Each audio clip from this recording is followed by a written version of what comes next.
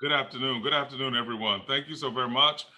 Just want to share a few announcements with you on today regarding tomorrow's worship service as well as the Sunday school lesson. I trust that in these trying times, you yourself have been blessed and that God has been providing for and taking care of you. Let me just go ahead and share a few things with you today that I definitely want us to be able to, you will be able to gather from our message today.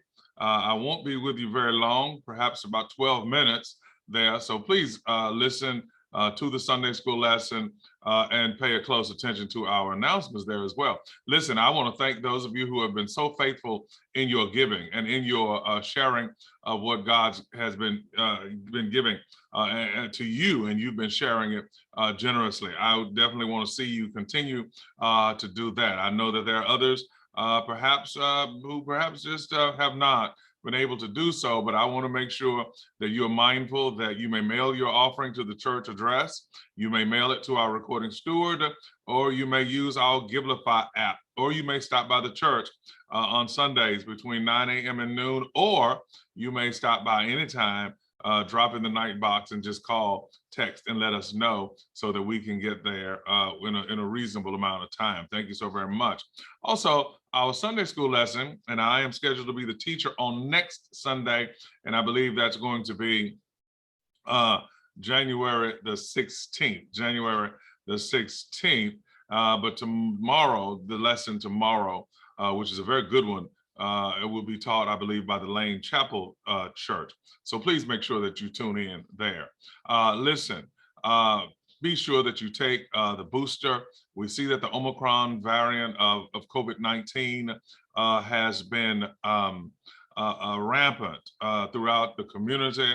And we know that there are those who refuse to wear masks, and they also refuse to be vaccinated.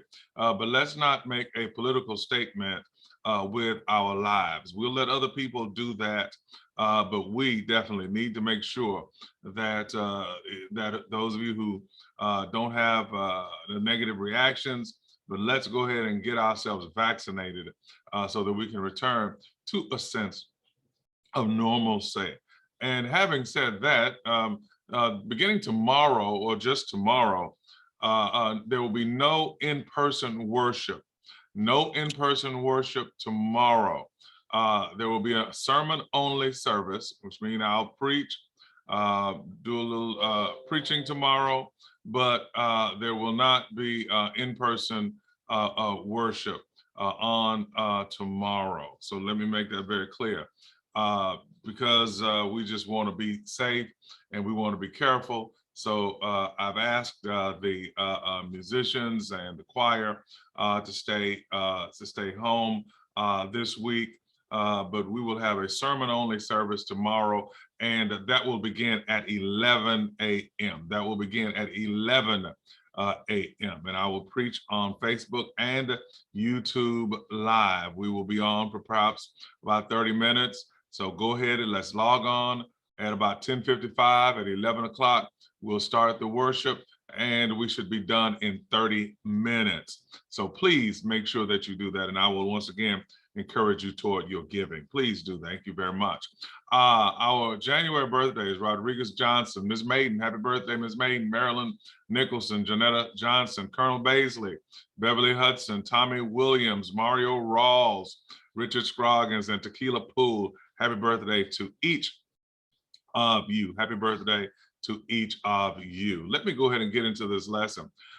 The story of Hagar and Ishmael is a central message and a central lesson to the Old Testament and even into the modern world. For Hagar and Ishmael, we are familiar with their story, and I will share with you this particular lesson. And it is Hagar and Ishmael not forgotten. Very good news. God does not forget us where we are. Let's go ahead and see here. Now the lesson comes from the book of Genesis, chapter 21. And Genesis 21 begins with the long-awaited birth of the son God had promised to Abraham and Sarah. Now, this is the child, though, whom God would make of Abraham a great nation. But more recently, God had promised both Abraham and Sarah that they would conceive and bear a son within a year's time. Both of them just laughed. And God then said, well, the name of your son will be Isaac, which means laughter. There's a lesson right there that sometimes you got to be careful by laughing about what God says, because in the end, the joke will be on you. Now the time has come. The Lord visits Sarah, and notice she's an elderly woman at this time, and she and Abraham conceived, just as God said and just as he had promised. They're around the age of 190, respectively, and Abraham and Sarah become parents. Sarah bears Abraham a son, full of joy at the laughter that he has brought to her. But let's see here. But then the joy sours, because after Isaac is weaned, they're celebrating. Sarah sees Abraham's son through Hagar, whom she had given consent for him to conceive a child with. Ishmael, laughing. She seems to think that this is directed at little Isaac. And Ishmael is Abraham's firstborn son, and born to him by Sarah's own Egyptian slave girl, Hagar, at Sarah's insistence. I keep saying that. Now, though Sarah furiously demands that Abraham cast Hagar and Ishmael out into the wilderness to eliminate any possibility that Hagar's son will share the inheritance with her son Isaac.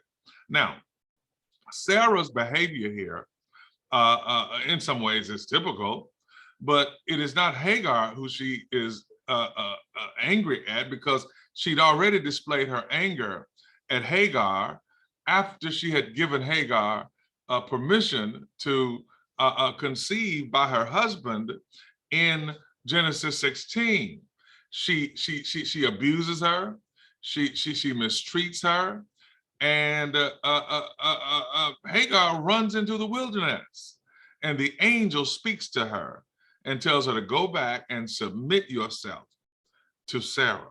Now, at this time, I think the teaching, perhaps erroneously, is that Ishmael is an infant, is a baby.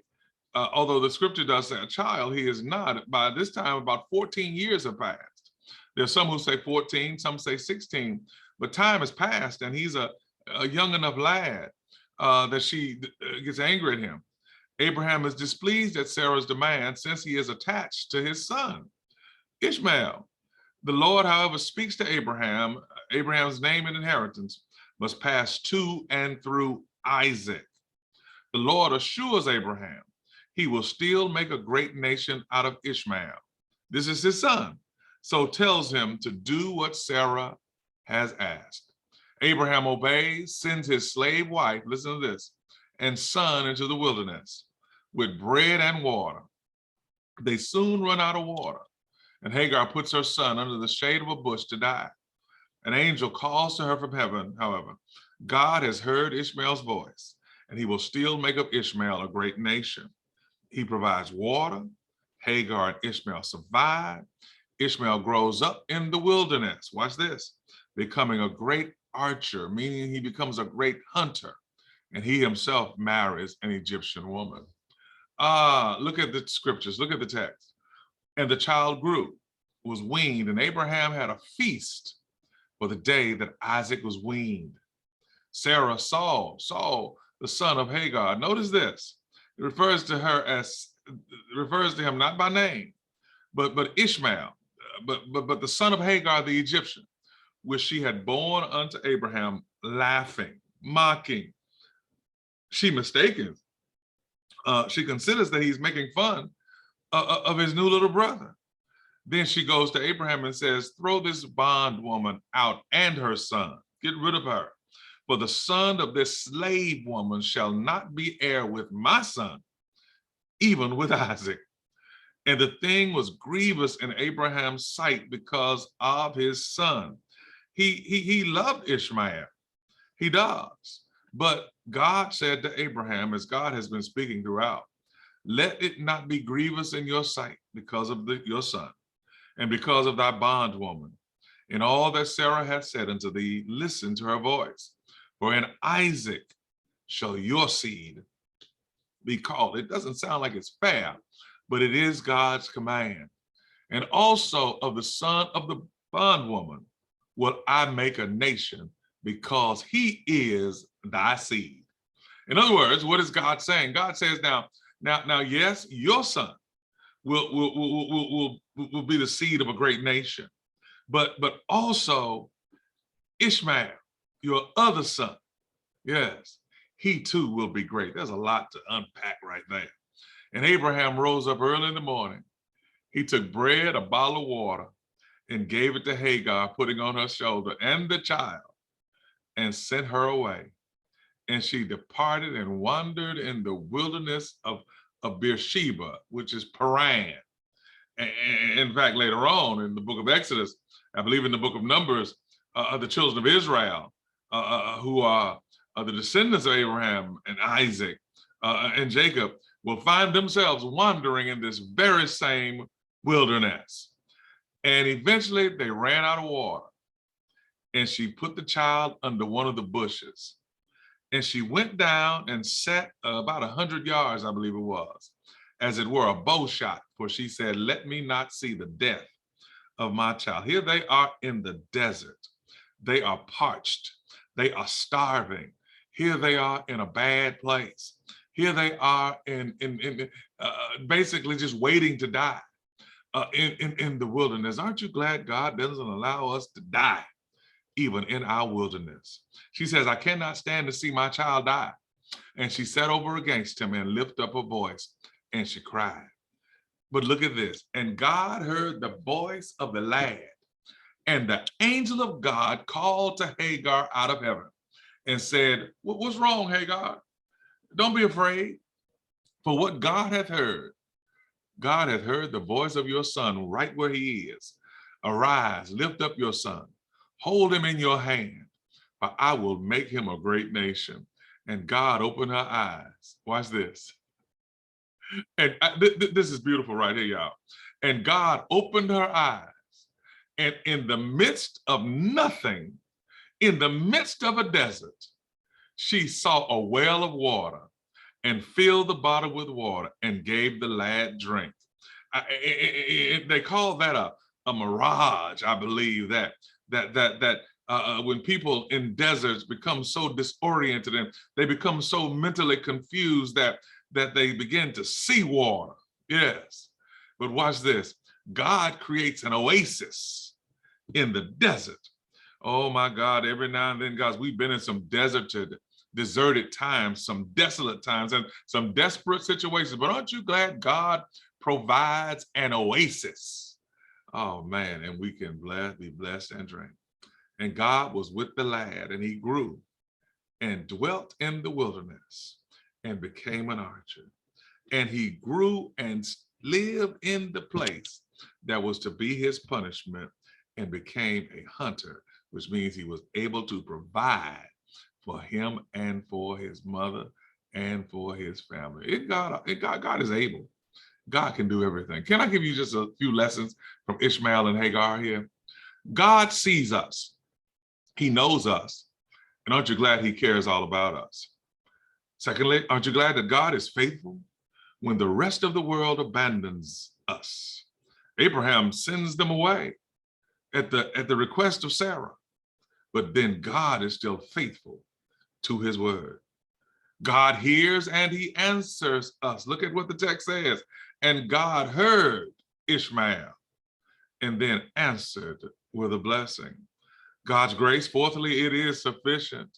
That even though they had been abused and they had been mistreated by, listen to me, by those who they had been with and committed to and in service to for a long time, God steps in with his grace and yet provides. Number 5, God has a plan and his timing is perfect. Although God had a plan for Isaac, God also had a plan for Ishmael as well. and his timing is perfect. And God still had a plan for Hagar also. Sixthly, God provides for us. Yes, he does. And then finally, can I tell you something? Can I tell you something that ought to make you shout right now? God has an angel for you. The angel spoke from heaven and told Hagar, it's going to be all right. Oh, there have been some times when you ought to thank God for your angel that's let you know that things are going to be all right. I'm so excited about this lesson, people, that I'm going to preach from this tomorrow. I'm going to preach from this tomorrow, from this very text. And I'm going to talk about when God sends his angels. When God sends his angels. Hey, thank you so very much. God bless you. We'll be on tomorrow on Facebook. We'll be on YouTube Live, in-person worship only. But thank God, make sure that you tune in. Make sure that you tune in because God has a word for you and your family. Thank you very much.